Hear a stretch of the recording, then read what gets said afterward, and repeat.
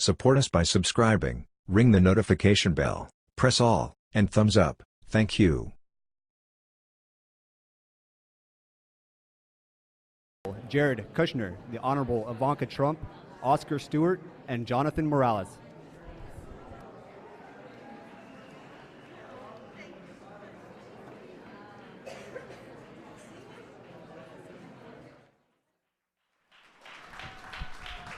Thank you. Thank you. Thank you.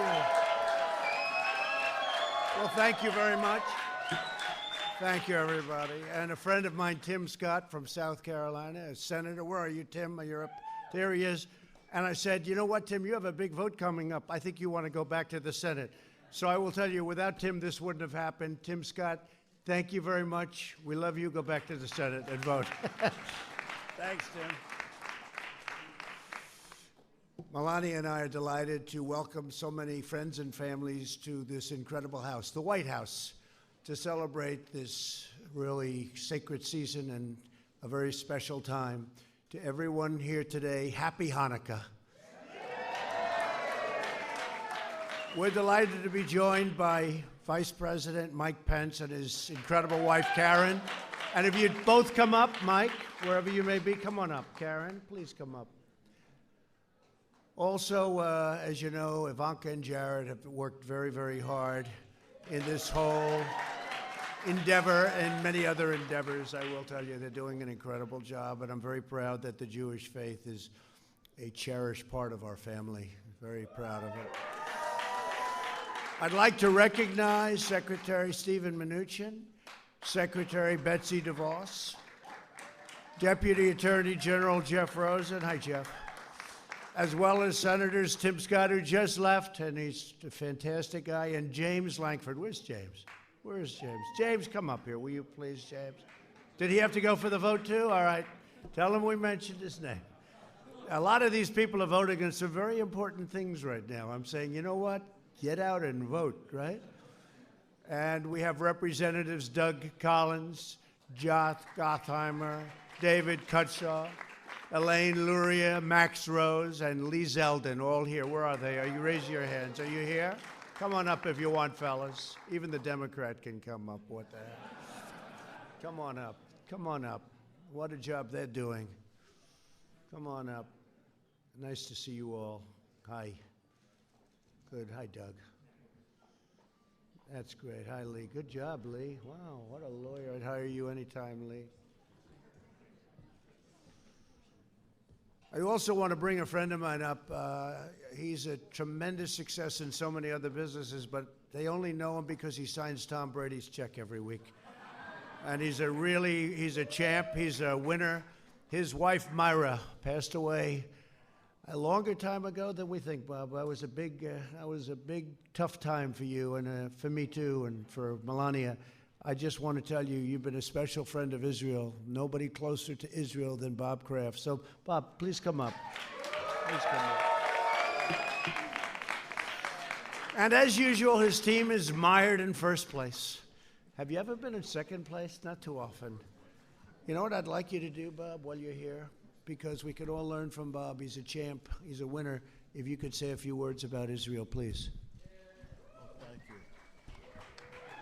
Well, thank you, Mr. President. I'm honored to be here at this time, at this event, because this is really a bipartisan issue, and I know previous administrations had tried to do something in this area, and we know that college campuses are a place where you bridge build and you include people and have education and not be something that is exclusive and drives people away and generates hatred. So I'm so proud that at this time we're doing something that is so bipartisan. And my wife of blessed memory would be smiling now because she loved America first and Israel and wanted to build bridges between the two places and have tikkun olam, and I think this, more than anything, is going to help do that. So thank you very much. Thank you, Bob. Thank you very much, Bob. I also want to extend my appreciation to Israel's ambassador, a man who's become a friend of mine and terrific guy, Ron Dermer. Where's Ron? Thank you, Ron, very much. As we gather this afternoon, our thoughts turn to the grieving families in New Jersey. Yesterday, 2 wicked murderers opened fire at a kosher supermarket and killed 4 innocent souls, including a brave police officer who faced down the shooter and very bravely faced the shooter down. With one heart, America weeps for the lives lost. With one voice, we vow to crush the monstrous evil of anti-Semitism whenever and wherever it appears, and we're working very hard on that. And I can tell you that we have a lot of people in government working very, very hard on that, and we appreciate their work. It's not easy. Joining us on stage for this event are 2 great Jewish American patriots, Army veteran Oscar Stewart and Border Patrol agent Jonathan Morales.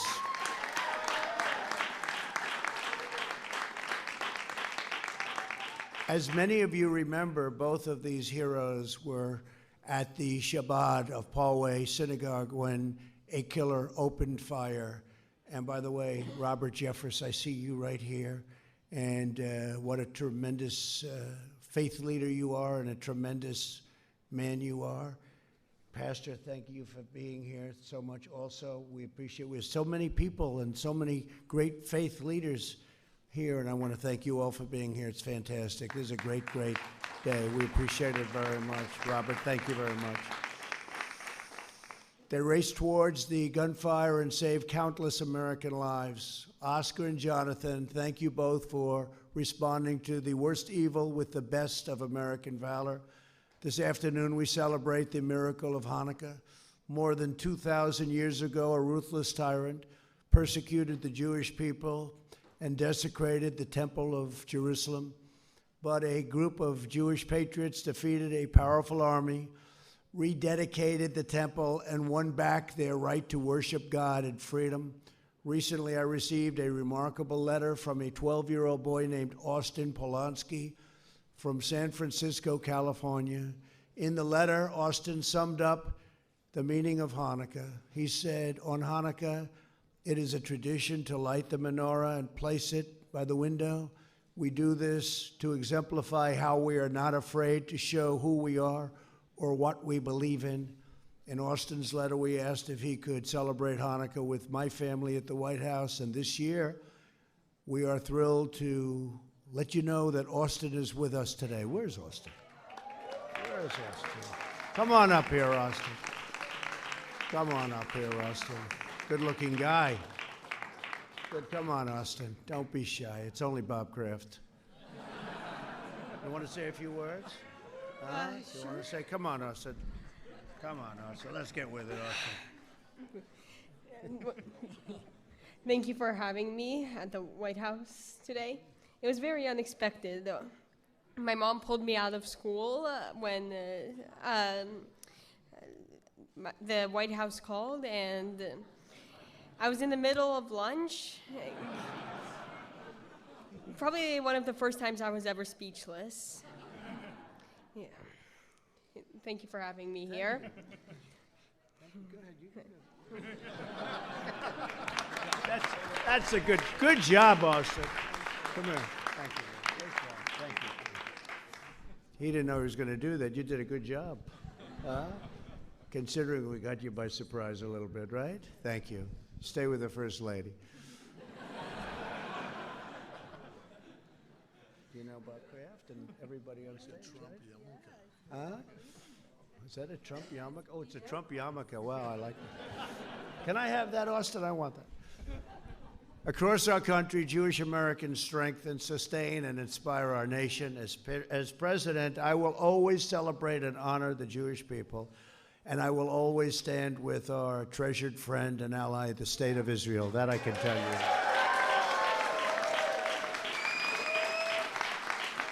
So 2 years ago, I recognized the true capital of Israel, and we opened the American Embassy in Jerusalem. And we got it built. They were thinking anywhere from $1 billion to $2 billion. I did it for $350,000, you know. We got a building that was in beautiful shape in the best location there is, and we got it done. We got it done. We had it open in 4 months, and it's right now open, and I don't know, maybe someday they'll build a more expensive version of it, but it can't get much better, right, Robert? I think, and Ron can tell you, it can't get much better than what we have. We have the best location. They were going out, they wanted me to sign an order for anywhere from $1 billion to $2 billion, and they were going to look for a piece of land, but they said land in Jerusalem is very rare and very expensive. I said, do you think we have a piece? And David Friedman, our great ambassador, did a fantastic job. He did a fantastic job. I said, David, they want to spend $2 billion. I said, go check it out. Let me see. He called me back. He said, sir, I think we can do it for about $250,000, maybe $300,000. So we'll save $1 billion, and we have a better location than any location we could have gotten, Ron, right? And it's been open now for a long time. So it was great. And we used all Jerusalem stone. Friends of mine like Jerusalem stone. Over here it costs a fortune. Over there it wasn't so expensive. I've also recognized Israel's sovereignty over the Golan Heights. That was another one. And I said to Bob, so what, Bob Kraft, I said, so what was bigger, Bob? What we did for Israel in terms of Jerusalem and moving the embassy to Jerusalem, becoming the capital of Israel, or the Golan Heights, which you've been looking to do for 52 years. They've been having meetings on the Golan Heights. Nothing happened until I came along. I said, Bob Kraft, which is bigger? Which is more important to the Jewish people? He said, neither. I said, what does that mean? He said, what you did by terminating the Iran nuclear deal is bigger than both. I think that's true. I think that's true, Jeff. You know, could be true. I said, I sort of agree with that. But today we're taking another historic action. In just a few moments, I'll sign an executive order to combat anti-Semitism. This action makes clear that Title VI of the Civil Rights Act, which prohibits the federal funding of universities and other institutions that engage in discrimination, applies to institutions that traffic in anti-Semitic hate. So this is a very powerful document that we're signing today, and it's been a very big story over the last number of days when they heard. As you know, they had almost universal support in Congress, and yet they didn't get it done.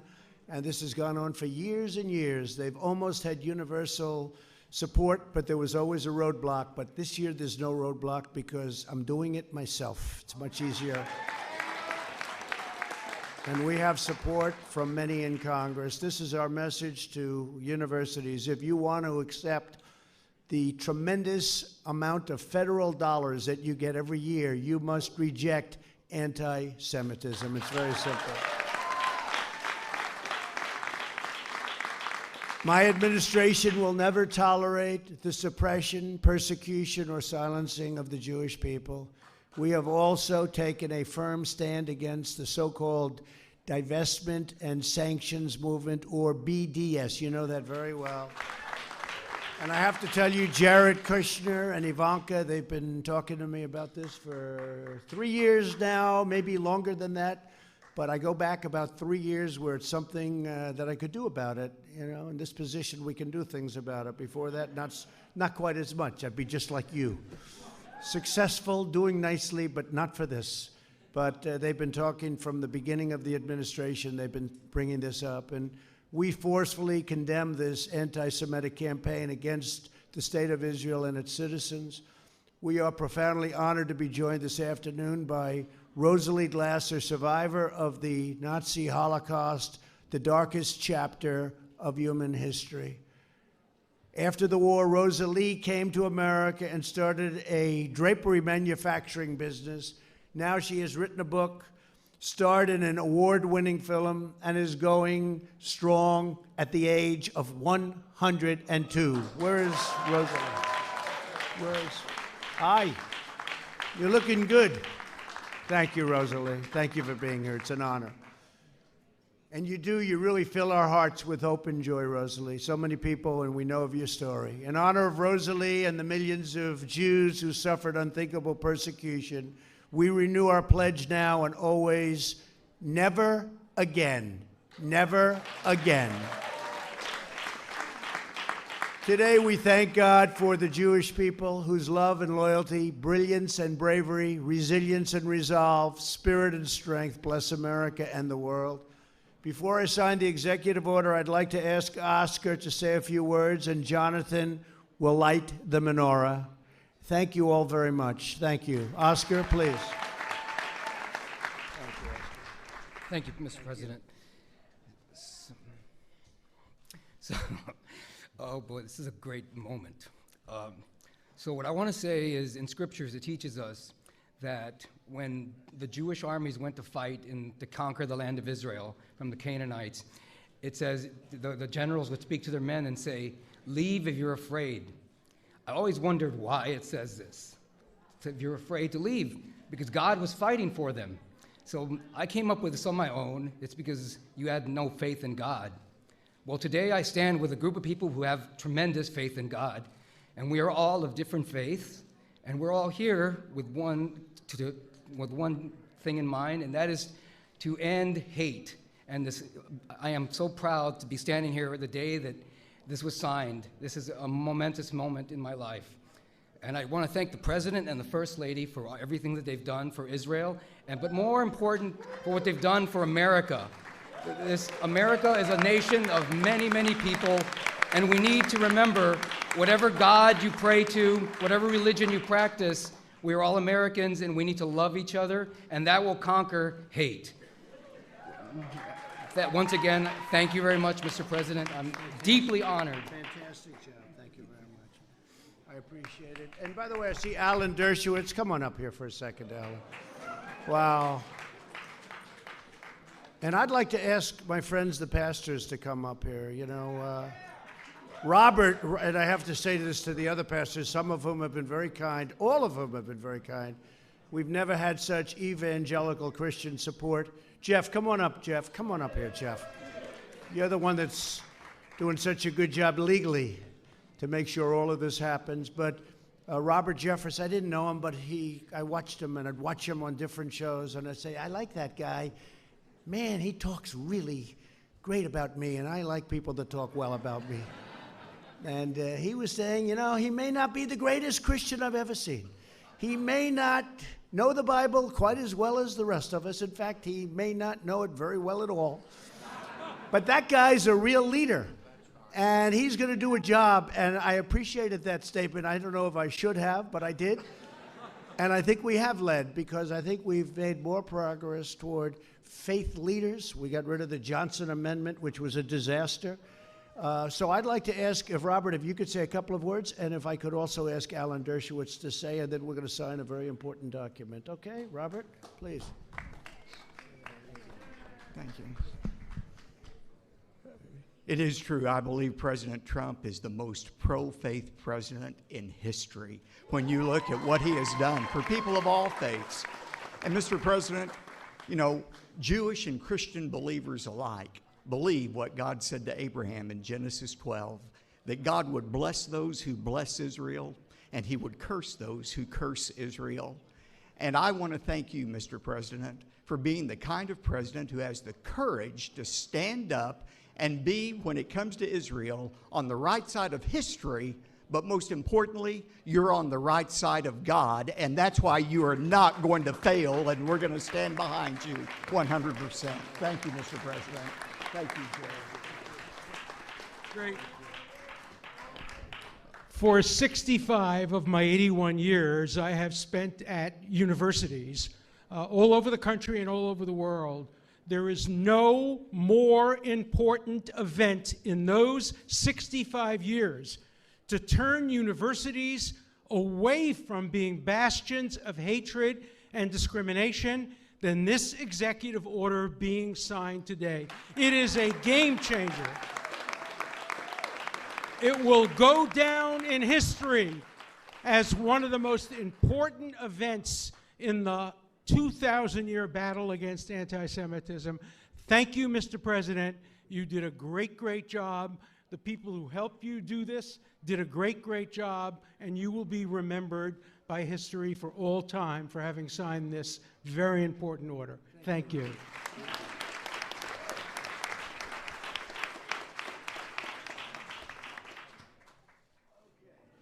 Should we do it?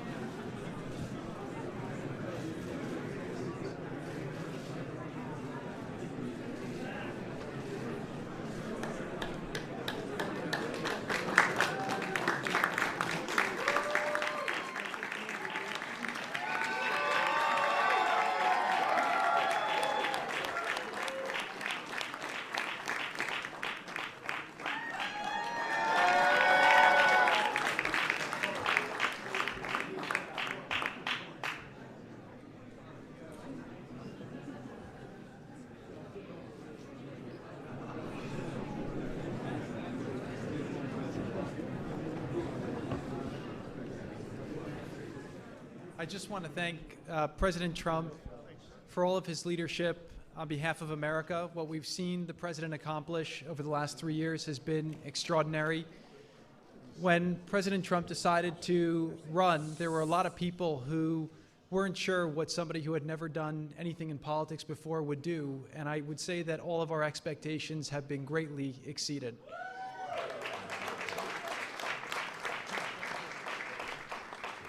The plans that the team has put in place under the president's leadership have produced economic miracles for this country, and I am confident that the best is to come. But what I believe is even more important is the president's commitment to keeping all Americans safe, to keeping America free, to keeping America respectful of people of all faiths and religions. And the work that the president's done to ensure that is something that will have an impact for generations to come. So I just want to thank you for your amazing leadership and for all that you do to protect so many people. Thank you very much. We'll light the menorah. Do you want to do that? I think Jonathan's going to do that. How about that? We'll light the menorah. Jonathan, I think you can light. Go ahead, Jonathan.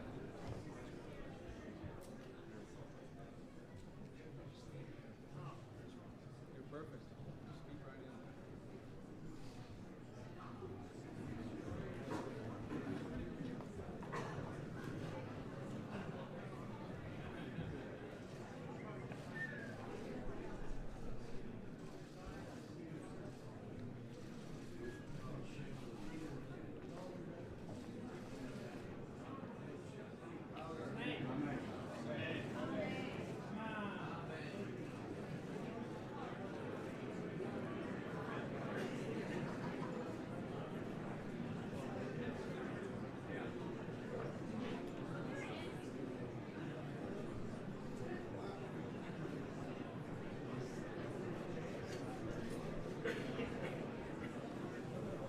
So everyone, thank you very much again. Happy